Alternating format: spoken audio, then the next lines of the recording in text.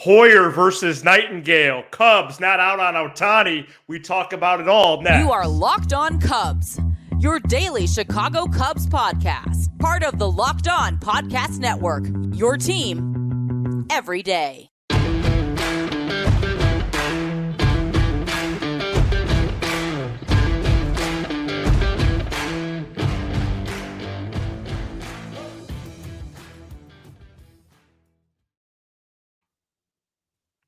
You are Locked On Cubs, part of the Locked On Podcast Network, your team every day. Alongside Sam Olber, I'm Matt Cozy. Best way to support the show is by listening every day on your preferred audio platform and by pressing like and subscribe on YouTube. Remember, if you're on the YouTube app, the like button lights up when you say it. Thank you so much for making us your first listen. Sam and I are lifelong fans, taking our passion into a discussion with you on all things Cubs. Let's lay out the scene here. There's a lot to react to, and none of it is actually on the field baseball moves, at least not yet. First of all, the USA Today's Bob Nightengale reported Tuesday that the Cubs are out on Shohei Ohtani and that the Cubs, quote, balked, close quote, at the asking price once it crossed 10 years for $500 million. Not only did he tweet it, but then he doubled down and put it in as the lead in a written article. About 20 minutes after the story was published, Jed Hoyer was scheduled to make his first appearance in Nashville as he met with the assembled media there at the winter meetings. And on his way to that session, he exchanged words with Nightengale himself, presumably voicing his displeasure of what was reported, as Hoyer later went on to say to those reporters, quote, "I'm not going to comment on Otani. We haven't been given a status check," close quote.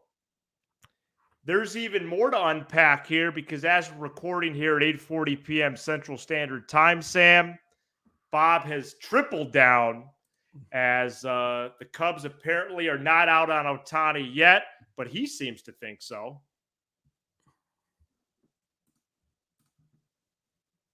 Oh, is it my turn to talk? Yes. So, no, you did a great job with that. I was just kind of letting you go.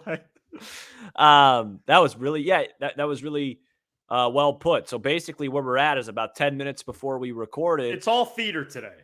Yeah. Nightengale came out and doubled down, saying that not only, was it an official, it was a Cubs official trying to prove to Jed that there's some internal things going on, and all of it means nothing to me. It's not exciting to me. It's about as exciting as walking into a library and checking out a sci-fi book. It doesn't do anything for me. What I will say though is I don't trust Nightengale here, and I think he's just like there's the problem with this is there's no consequences, right? Like people in this day and age, people act differently when there is consequences, and when you don't have consequences, you get away with anything. And it was just like we were talking about on our Twitter Spaces before we got on here, which was the best hour I spent this entire week.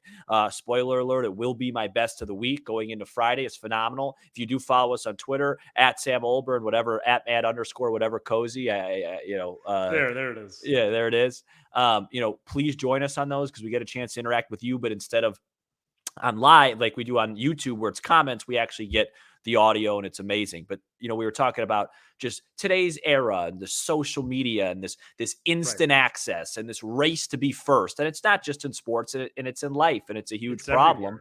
And there's just no consequences for it. And so with Nightengale, think about it, Matt. The odds right now are that Shohei Ohtani is not going to be a Cub. So if he's not a Cub, then we're never going to be able to prove that he was wrong about that statement. The only way he looks incredibly foolish is if the Cubs sign him for more than an asking price. And Bob Nightengale has proven that he does not mind looking foolish. He's looked foolish many of time, and he's still a reporter. He still gets a nice salary from the USA Today, and there's no consequences. When you don't have consequences for getting stuff wrong, why would you change? Because guess what? You want to know why Bob Nightengale's happy? Is the biggest Cubs show on the planet is talking about him right now.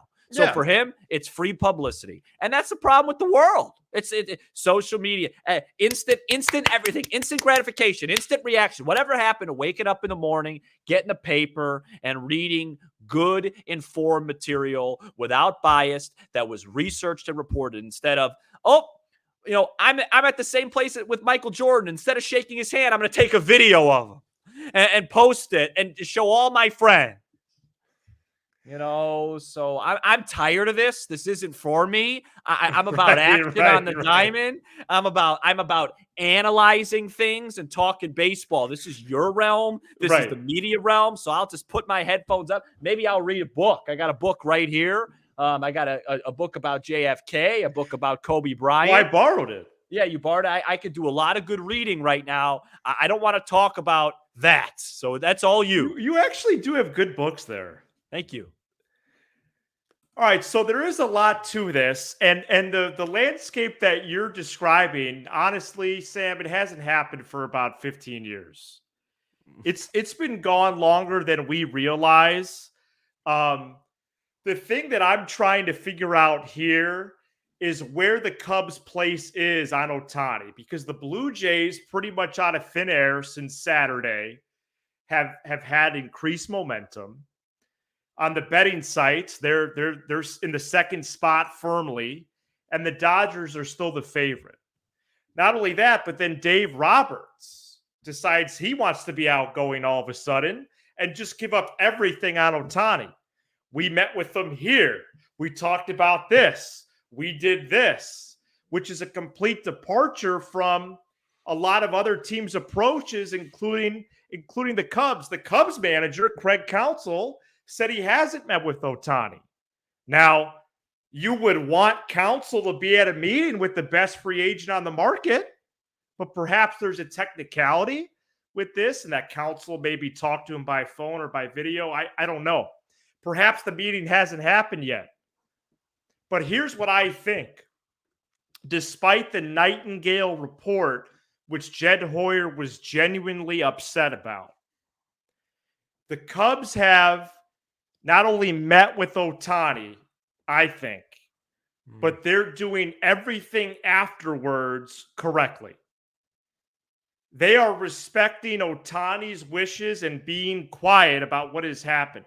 Everything Cubs related right now, Ohtani, Glasnow, or otherwise, is off the record. And I'm not talking off the record in journalism terms. Not off the record because they have told people and then requested it not to go public, like someone maybe gave Bruce Levine a kernel and said, hey, Bruce, but this is off the record. No, I mean because they haven't told anybody. And for whatever reason, Bob Nightengale doesn't like that. And so he hears one thing about, well, I think it's really Dodgers, Blue Jays. You know what? I'm going to eliminate the other big market team. The Cubs are out. You know why they're out? They balked at the asking price, which makes no sense because why would they be this far into the process then? Why would they be one of 5 teams? You know what? So I really believe that the Cubs are doing everything correctly. You know what you want to know what I know? Yeah. That I'm not Sherlock Holmes. I'm not a detective. Well, we don't know a lot. I don't care. Like breaking this down. This isn't what I'm good at doing.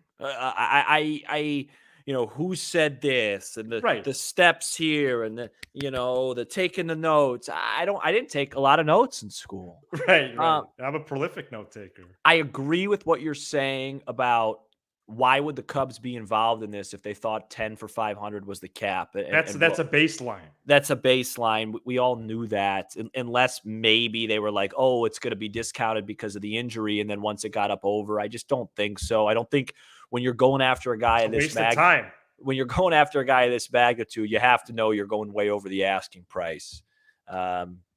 I think, the other thing that we haven't mentioned with Nightengale is he blatantly missed on something else today.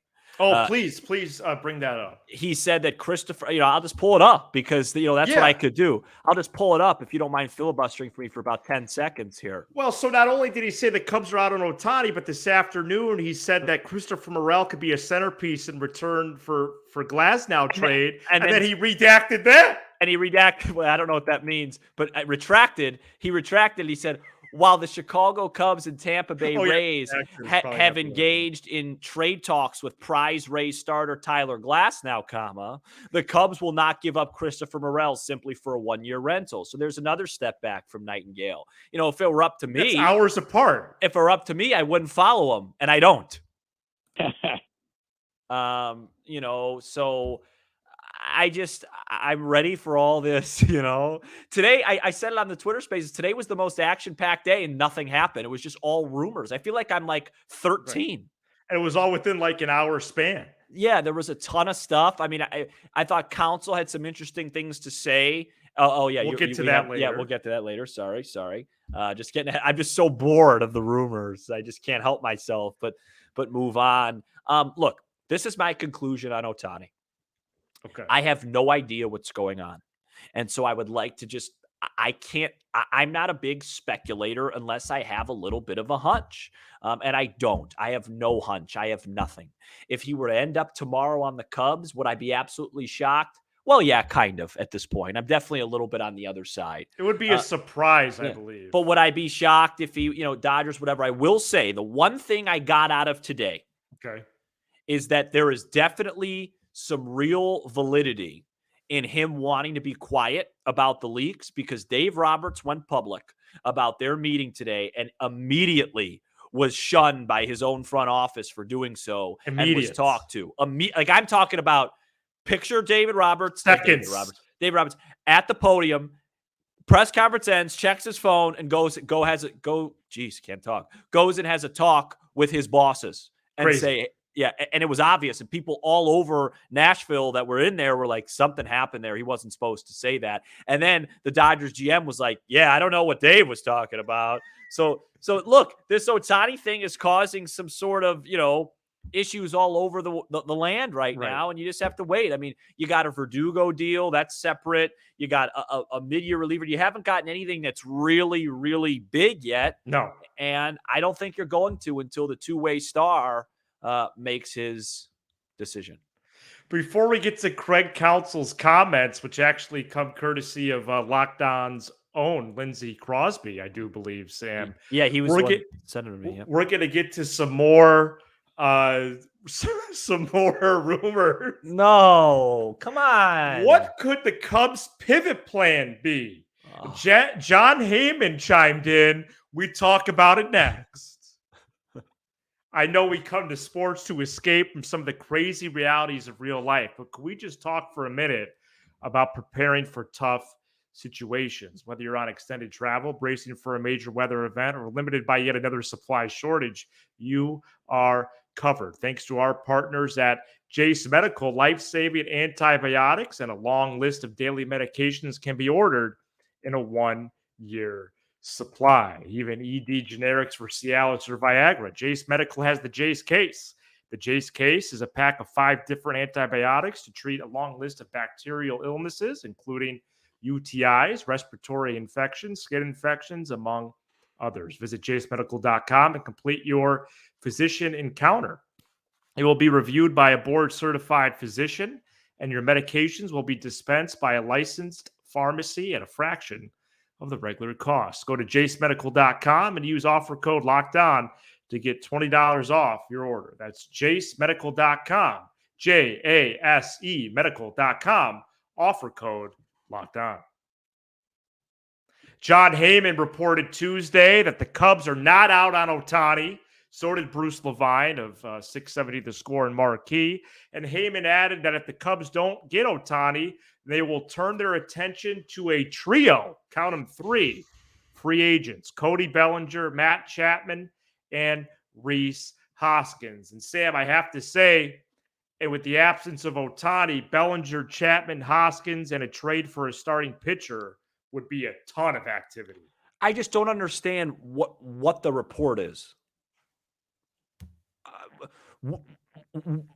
we've been connected to those names, to those players. Yeah. for a really long time. I could have tweeted that. So yes, if the Cubs don't get Ohtani, they will be seeking those guys. I literally, my dad could tweet that. He doesn't even have a Twitter. Like, I just don't understand what the report is. We know that. Right. So you don't need to see it set in stone. No, of course, if they don't get Ohtani, then they're going to go to the next tier. You know, our favorite guy, Patrick Mooney, just came out with something on The Athletic. Whatever Shohei Ohtani. Why does everything come out late? Whatever Shohei Ohtani decides, the Cubs appear to be pivoting in other directions.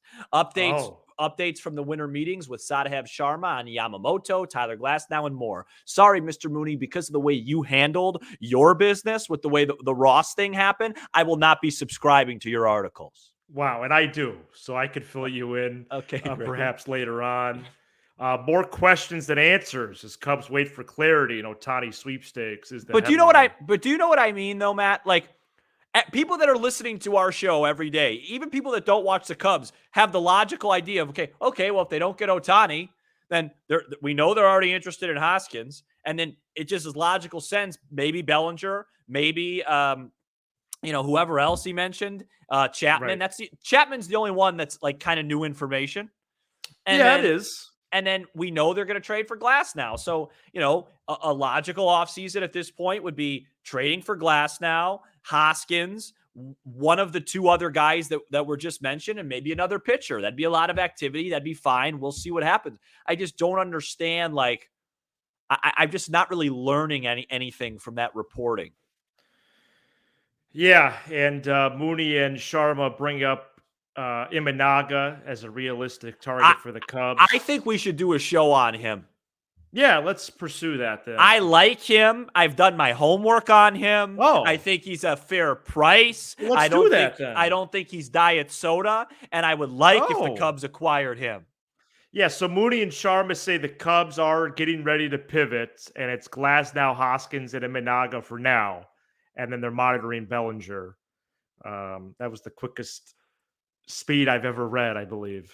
So let me ask you this, Matt, as a Cub fan, if you trade for Glasnow, sign Imanaga, and get Hoskins, is it enough? I still think you're a bat short. You are. You'd have to monitor that market for CB and hopefully bring him back unless you trade for Soto. I don't think we've ever used his initials on this program. We haven't. I'm in a really intense mood. No, and let me just say, the way you broke down the Nightengale stuff, like, that was great. Thank you.